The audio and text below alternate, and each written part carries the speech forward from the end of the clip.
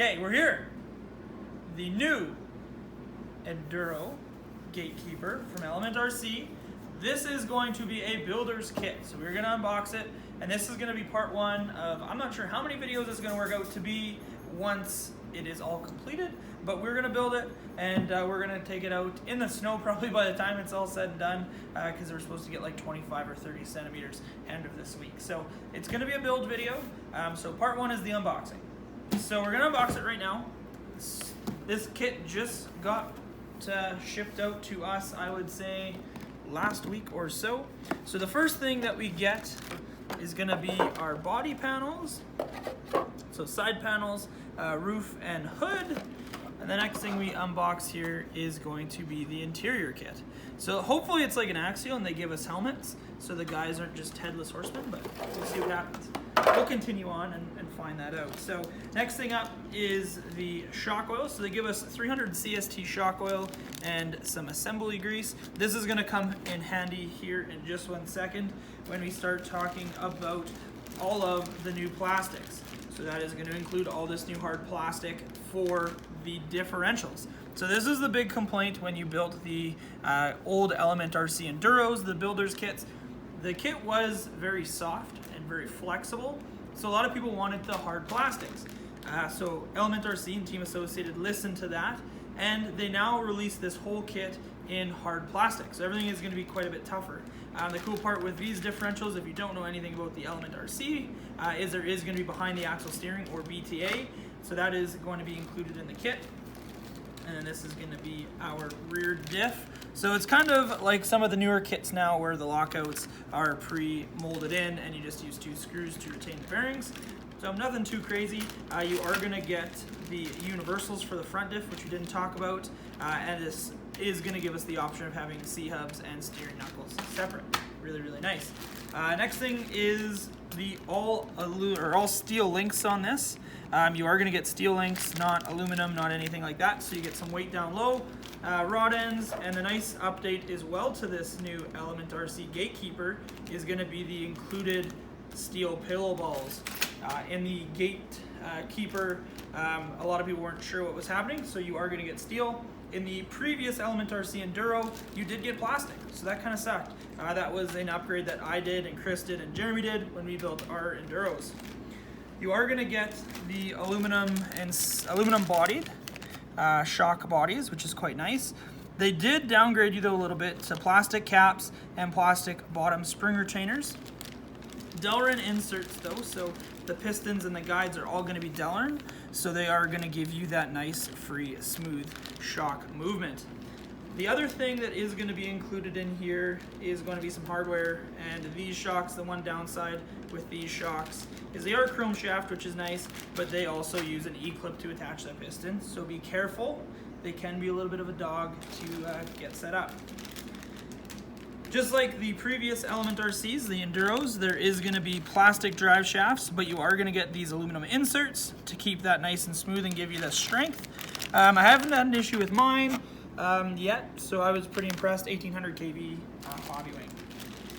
The one other thing in these kits that are really, really cool is this new transmission. So this is the stealth transmission, and you can build overdrive inside the actual transmission versus changing ring and pinion in the differentials. Okay, so once we get into the transmission, the downside that we're going to get though is there is going to be the plastic stealth gears.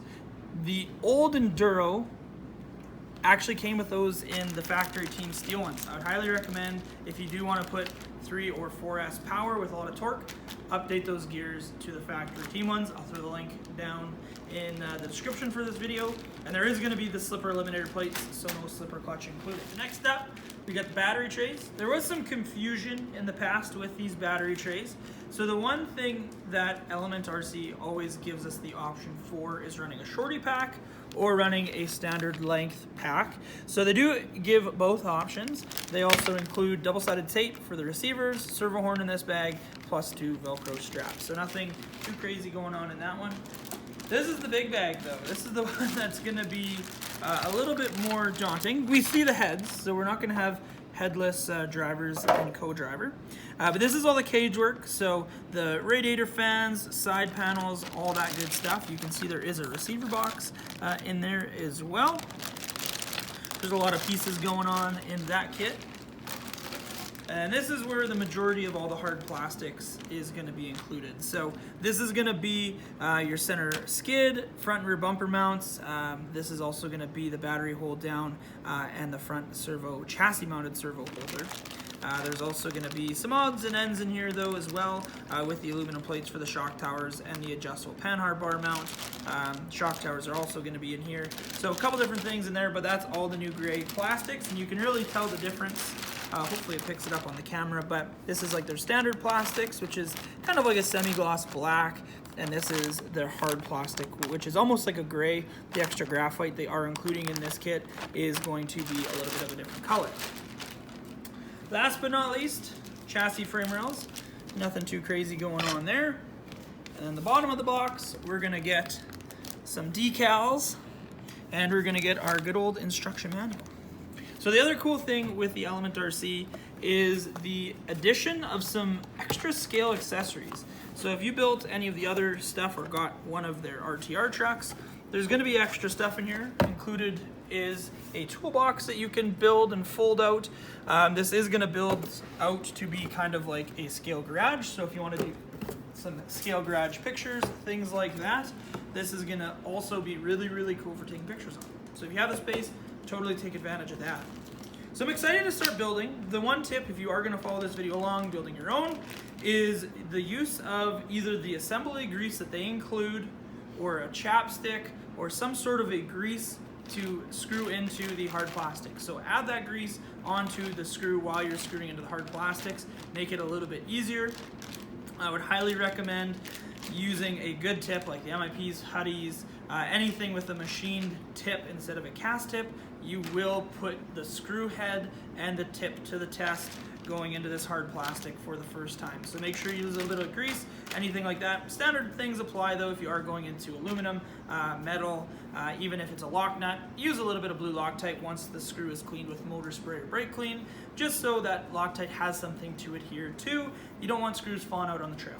So I'll link some of the comments that we talked about here in the video. So to the factory team gears, a couple of the other little odds and ends that I have noticed that we should put into this while we build it.